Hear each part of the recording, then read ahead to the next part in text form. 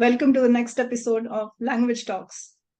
We are going to talk today to a publisher, Vaishali Mathur. She is joining us from Delhi. She works at Penguin Random House India in the Indian Languages Division. She has done her master diploma in journalism from Symbiosis and masters in English literature from the University of Rajasthan. She has recently also secured a certificate in contemporary British fiction through an online course run by the Oxford University. She started her career as a journalist with the Indian Express and Times of India. At Penguin, she started the Penguin Metro Reads and Penguin Ananda imprints. She then took up language publishing and writes. So let us talk to her and learn her journey. Welcome to the show, Vaishali. Thank you so much. Thank you, Lalita, for having me. And thank you to everyone who is listening to this podcast. So I would like to start by asking you about your current role as a publisher. Right. So can you tell us more about it? So I am a language publisher, which means that whatever Indian language publishing happens in within Penguin, all of that is handled by me. We are currently publishing in Hindi, in-house publishing we are doing, and we also publish in 5 other languages, which is our co-publishing arrangement, and then buying and licensing of rights in different languages is what I do. I also have a select but a profitable list in the English section. So that's what it is. I see. That is nice. I would like to hear about your publishing journey. How did you get started? Okay. So I was a journalist, and then I had my 2 children. And I realized that it was difficult for me to run around like like I was reporting on art and culture, and all the events used to happen in the evening. So it was very difficult for me to actually handle that profile. So when I came to Delhi, I started looking for a really laid back career where I just could finish within a few hours and didn't require much of an effort. And I thought publishing was that. So very strangely, I entered publishing with 2 publishing program suggestions, which was Penguin Ananda, which was Mind, Body, and Spirit. And then also Metro Reads, which was a commercial fiction imprint. And these 2 imprints, unfortunately or fortunately for me, grew. And they were the hot subjects to write on and publish in. And so it never was a laid back job for me. It was very hectic. And it became a little crazy. It's beyond imagination now. But yeah, I mean, this is something I'm very passionate about now. And so I enjoy doing that. I love publishing in different languages as well. I enjoy, I enjoy working in different languages as well. And for me, right now, it's my mission to make sure that the Hindi authors and the other language authors get their due when they publish with us. Oh, is it? This is really encouraging for the indie authors. Really, I would imagine so, because when I look at this industry and I see the way most Indian authors are treated, it's not very fair, to be honest. And the idea for me is to actually bring them at the same level as the English writers. Oh, that's a very good thing you will be doing, Vaishali. Thank you. Thank you. So what is the primary focus or genre of books you specialize in? Like you mentioned Ananda and the other one. Yeah. But any other things? So I do that, and I also, see, as I've been in Penguin now for more than 16 years. So I do end up getting some very good select books that I end up signing. For instance, I am right now also working with an author. His name is Siddharth Kak. He used to be a very big journalist, and he has written his memoir about doing the documentary for Mount Everest, the first Mount Everest mission. And it is an amazing and a fascinating account of how these people climbed up. There were 11 mountaineers, and what happened in the journey, how many people were able to go. All of these are stories that come out, and they're very interesting because some of them were due to be going on this very prestigious mission and did not end up going. Some of them went there and they ended up having a divorce. Some of them had an affair on the way. And so this is like, it's not about blaming anyone, but just showing the dynamics of what happens when you are climbing up and facing so many issues, how you rely on each other. And then he's talking about the beauty of the Mount Everest.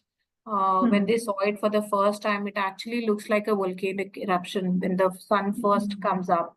So that an amazing journey. So I tend to, pick up a few books that I really, really believe in. And it could be a cause as well, because once I a few years back, I published a book on called Trial by Fire. I published it both in English and in Hindi, which is about the burning down of the Upar fire tragedy. And the parents who lost both their children to that Upar tragedy had written the book. When I first got it, I felt like I was facing my worst nightmare because I had two kids myself. So it just was kind of, looking at, straight into this tragedy. And the parents are, obviously they haven't forgotten it. It's been 25 years since they've been fighting the court battle, and they still feel that justice has not been done. They have been intimidated by the builders and who have gone to jail, then they come out and all those things. I mean, they're fighting the system for more than 25 years now. So it was very, in a way, that was the book I believed in. So I do pick up those books. Other than that, I'm very passionate about, like I said, language publishing. So I want to promote, and I do talk about the authors who I believe in.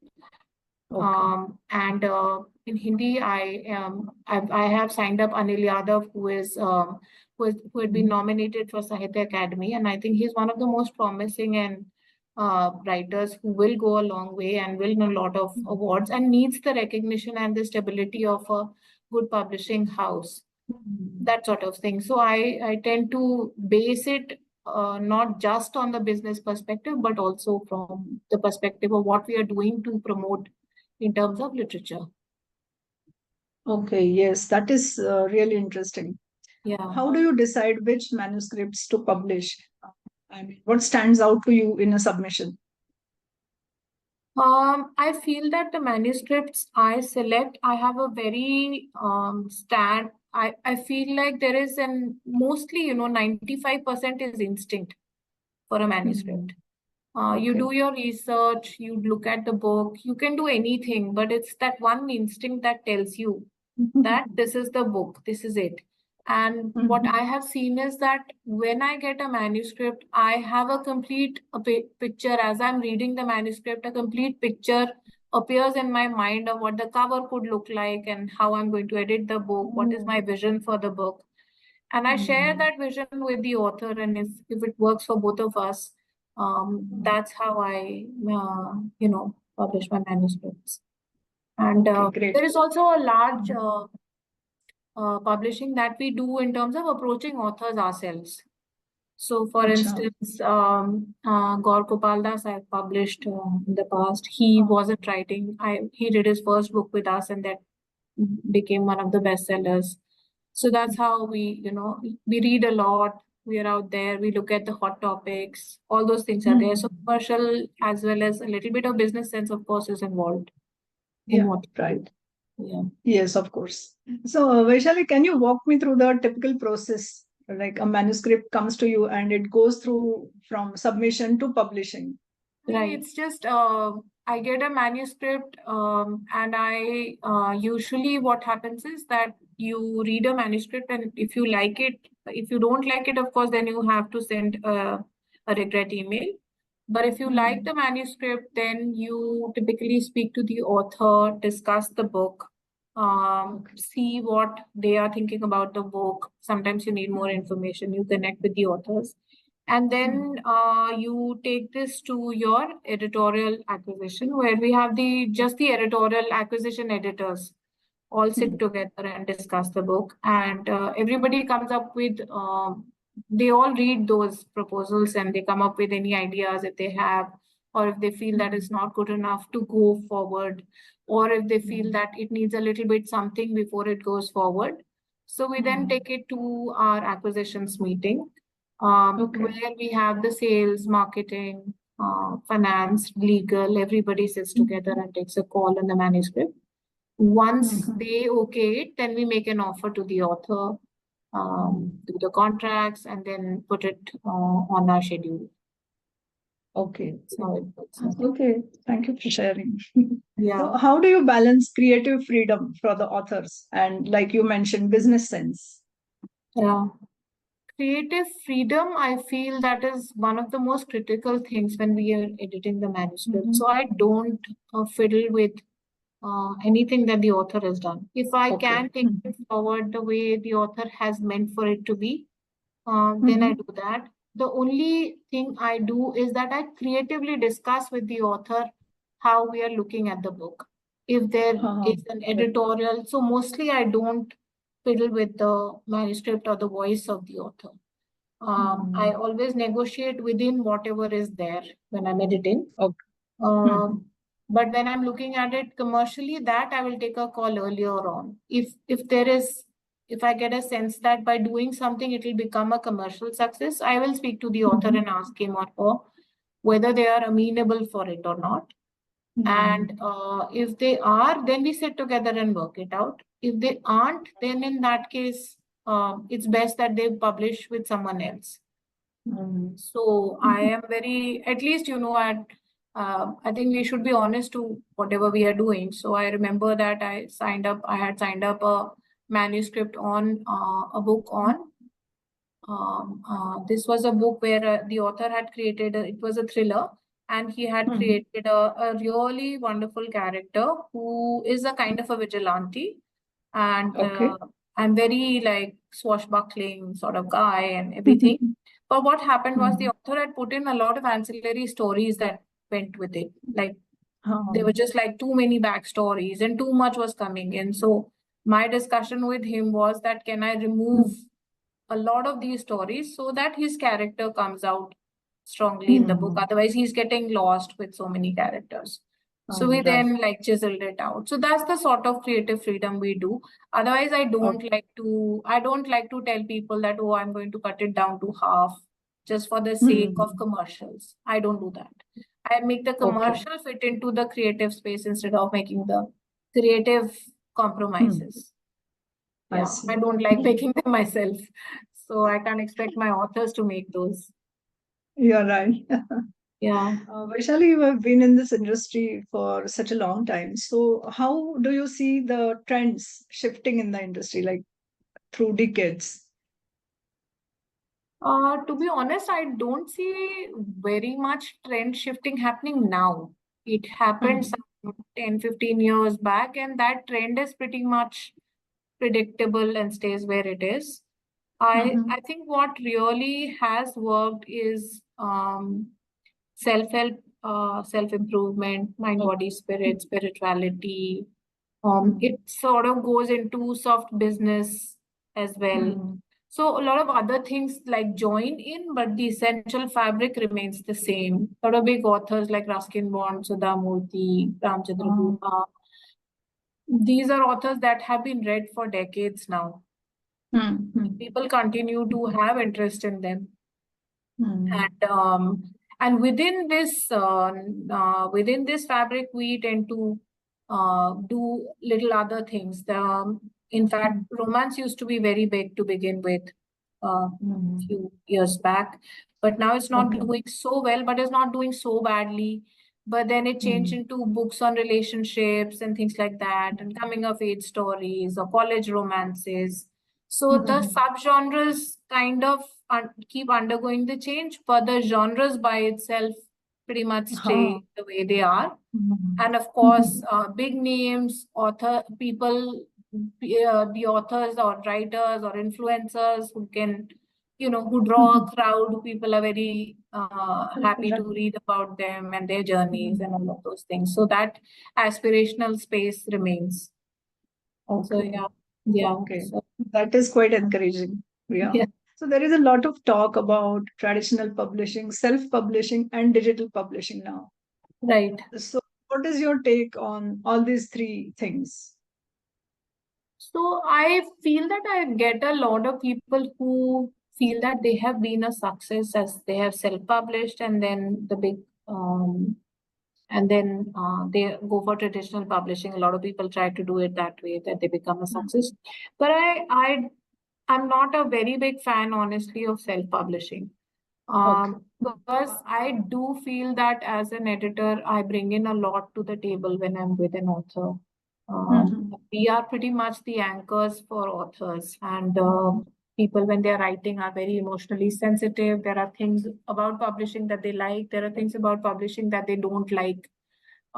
Sometimes people, when they're promoting a book, will tell you that I don't like this self-promotion, So that sort of thing. So I feel that the editors help authors negotiate those boundaries, those things that they like or dislike or don't work for them. At the same time, I also feel that editors provide them with that change actually a manuscript to a book. And there is a huge gap before and after. It can be a complete manuscript, it can get published the way it is, but the vision of that book is created by the editor, who is a person who's been reading. So I imagine that in self-publishing, due to lack of all these skills coming from their editors, they just bring out in a way that they think is best, which might work for a short while, but I don't think it works for long term. Right. The long term, I mean, you can have I'm not saying that you have to go to a publishing house, but I do feel that some bit of editorial assistance is required in every manuscript, or some bit of understanding of how a book looks different from a manuscript is required. And the author needs to take that journey. And if they don't, I feel that they don't last very long. They can do well. And, like they can sell. See, with the coming of Amazon, digital publishing, books sometimes become like products. But true literary content, whatever it must be, I'm not saying higher-end literary, I'm talking about self-help. I can talk about good stories. I can talk about high literary, this thing. They all benefit from the editorial input. And I don't think that putting them through this kind of, I feel that the quality kind of suffers. That's my personal opinion. I also feel that since when ebooks came in, there was this whole scare about how ebooks were going to take over, who was going to read books, nothing was going to happen, paper was going to vanish, and all of that. But through the years, we have seen paper has only grown, right? People bought all sorts of gadgets, and they bought their iPads, and they bought their other Kindles and everything. But really, how many people do you see reading off a Kindle or an iPad anymore? Nobody does that, right? They're all lying unused somewhere. So, so I feel that one of the things that has grown here is the audiobooks, but the ebook format, because it's again a reading format. And it's not a very comfortable reading format because you can't read for very long on an ebook. And I've tried. I have tried to read long books and everything, but you can't read for very long, and also that you cannot share it with anyone. Yes. You can't go back, and you don't feel, so it doesn't provide you with that comfort of reading. So I feel that digital format and all these formats will happily coexist, but they are not going to be able to take over books in their pure form. Okay. What are some of the challenges that you are facing in the publishing industry today? My personal one big challenge is time. Okay. Because the timeline of publishing is getting shorter and shorter. And people don't want to, authors are in a hurry to get published if they are accepted. So, which I feel is a huge challenge for me, because I don't like to, I like to work with an author on the book. And it's a very strange thing that authors want to get published and they don't prefer an editor who wants to work with them. They just want their book to get published somehow, one nice cover slapped on it, and that's it. And it's very exciting. It's a very exciting journey, and it's a very, I'm quite sure that taking a book out somewhere and, and people look up to you. So you have all of those things and you can't wait for it to happen. But I also feel that if you are genuinely a writer, you would want to understand how your writing is going and where you are, and to understand it as a whole instead of understanding it as a single book. Let me get this book published and then we'll see what happens. So that is one of the challenges that I have. I mean, there are times when we get like these huge translations, which are some 60,000 words or 1 lakh words, and people will be like, oh, you should have published the book yesterday, you know? So that becomes a challenge because then you're putting out something which you haven't mulled over. And I think books give you that space for creativity. So we should use our creativity and put our things together. Talk about this challenge because I want people to know. A lot of times I tell authors that if you want the book published in the next 3 months, please don't even discuss it with me. Okay. Give me time. That is your I just feel that we need time. I just don't want to be rushed. And also, it's not like one book comes in, then I do it, and then I wait for the other book to come in. So I'm already in a process. So for me to pull out time and do it is something that I want to, I want to take time out and work with you on your book. Yeah. Yeah, I mean, that should be very heartening for the author that somebody is taking out time. Unfortunately, it's not now. Yeah. Okay. And what is the most rewarding part of your job? That you get to work with text. Like I enjoy reading, and different sorts of texts come in. And I'm one of those people who looks at the craft of writing. Does pay a lot of attention to how the author has used the words and what they have done. So I enjoy every bit of the process of creating a book. That's the best part. Yes, and as now that we are doing translations, I enjoy the part where we actually discuss how to translate certain words. How do you like words like or phrases like work-life balance? What do you do for that? How do you translate them as it is in Hindi? Or come up with something new, or you add both the things. So we just spend a lot of time in creating style sheets for our books. And I think that's the process that I enjoy the most. Wow, nice. Yeah. Can you share a success story of a book that exceeded your expectations? Yeah. To be honest, I have many of these success stories, and I feel that one of the blessings is that I've had quite a few of these success stories. But I will share two. I will share two, which have been one of the biggest success stories that I've had.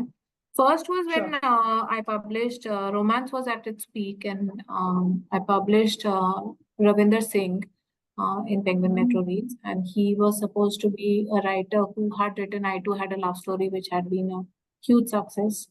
And then the challenge was that what is going to be his second book.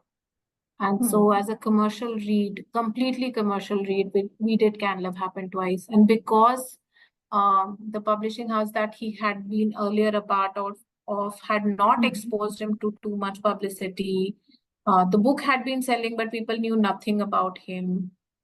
When he started publishing with us and when people got to know it's the sequel to the first book, I think we sold some 90,000 copies within a week. And this was that's huge. And this was 16 years back. Okay. So yeah, wow. so when I actually started my career with Penguin. And another huge success story has been to publish Gaur Gopal Das sir, who was very, very popular his videos are very popular. People share them on WhatsApp, and he's obviously a star in that sense.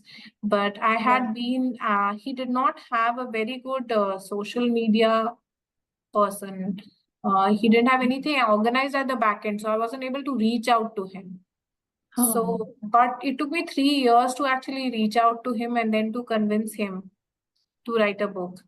And even when we wrote the book, he was very skeptical about putting his face on the cover. And I was after him and I said, people have seen your videos, but they won't probably know your name if I just put a name there and just some image there and then put it out. And so once we put that out and we put the title, which again we had debated and discussed and everything, Life's Amazing Secret, we pulled it out. Again, I think we released the book in October. And I think it was sold out before it was, like, we had to go into a reprint before it even hit the market. So, and now it's done 1 million copies now. So, yeah.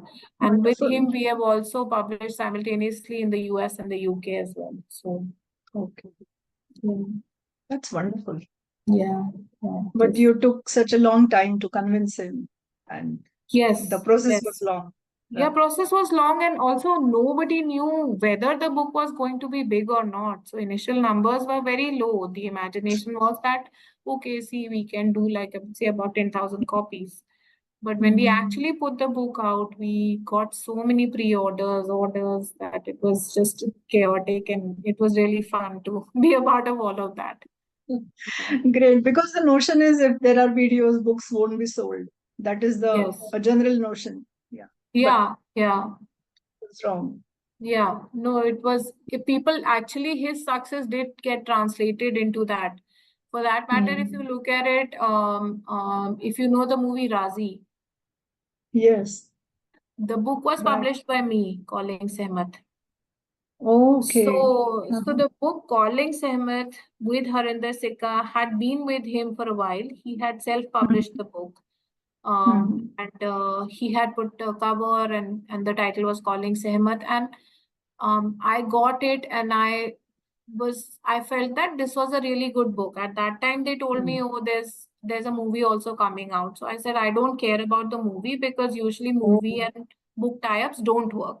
Traditionally, they don't work. So I am not going to concentrate on that. If I like the book, I'll take over the book.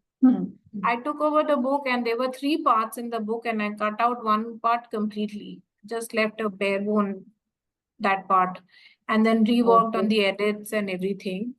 And so we brought the book out after a month after the movie came out, and people were so excited. They were so excited that till date, that has been Harinder's biggest success. And people, and they watched the movie and they wanted to read the book, which is, I'm telling you, that is really, really unusual.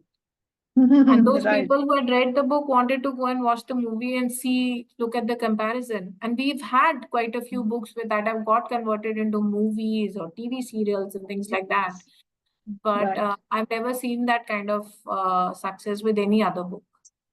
So this is really something different. Yeah, it's very interesting actually. Yeah.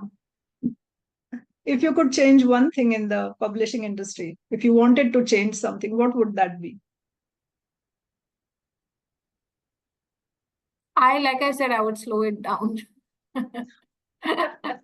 I would slow it down. Yeah, I would slow it down. I would probably look at it a little differently, because sometimes you tend to look at books as products, and that's something that really irks me. You would like to look at it as a craft instead of product.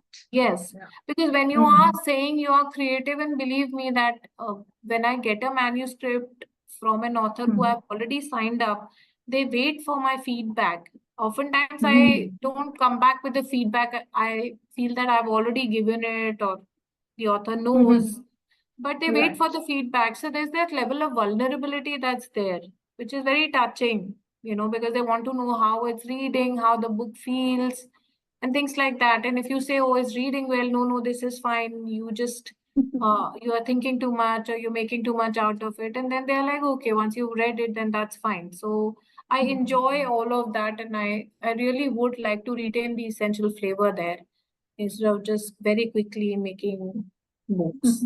As Okay, the okay. ones never change. Yeah. Being in this industry, do you plan to author a book yourself? Yeah, I do plan to. In fact, I Oh, entered the industry because I didn't know what publishing was about. So I said first I should learn what publishing is about before I go and publish a book. But okay. unfortunately for me, my book is lying in its first draft. So one day I will Oh find the dear. time to work on that. Okay. So I hope you publish it soon. Yes, thank you so much. Thank you. Which other languages interest you? I did start learning French Mhm. because I felt that French and Latin kind of help in Mm. publishing. So I Okay. had started learning that, but now I think the way the whole Alliance Française has made its courses, it makes it impossible for you to continue beyond 2 semesters because then they want you to be there for 8 hours or like 16 hours or things like that. So it's a very Yeah. rough schedule. So I had to drop out. So I Mm. know a smattering of French. I can read and understand a little bit of Marathi. Acha. And I can understand a little bit of Bangla. I can converse in Bangla a little bit. Oh, Yeah, okay. but the language I'd like to learn at this stage, I don't know. Maybe I would like to pick up a language from the south, Tamil or something. Acha. Yeah, Something different. yeah, Yeah. something different, and also Mm. which will give me a sense of the literature out there because Ah, I've only yeah. read, Being authors in translation. So, mhm. you would like to read the original pieces. Yes, yes, that would be my thing. Yes, Yeah, that would be really nice. Yeah. yeah, yeah, that would be interesting. Yeah. Yes, this was a great discussion, Vaishali. I enjoyed it too. Thank you so much. Yes, same here. And I hope you publish your book soon and learn some languages from the South too. That will be a good thing to do. Thank you so much. Thank you. Thank you so much for joining. Thank you. Thank you very much for Thank having you. me. Have a Thank you. good day. You too. Take care. Bye. Thank you, everyone, for joining me in conversation with Vaishali. See you again in the next episode with a new language professional to learn about his journey. Till then, have a good day. Bye bye.